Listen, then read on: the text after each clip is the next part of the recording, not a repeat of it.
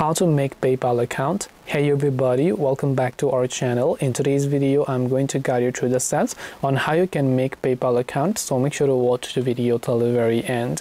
Now if you would like to make a PayPal account, all you have to do is just go ahead and then first of all make sure to launch the PayPal application here. Once you launch the PayPal app, you can see sign in or sign up options. So since we are trying to make an account, we will tap the sign up button instead over here, and after we do that, all we have to do is simply make sure to enter the email address that we would like to use for our PayPal account. Then you can tap the next option here.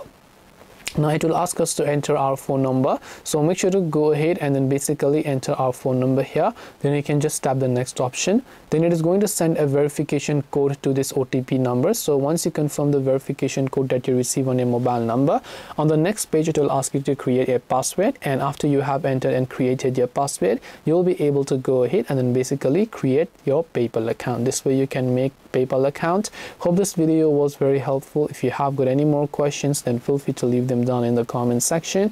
Thank you very much for watching till the end, and see you soon in the next video.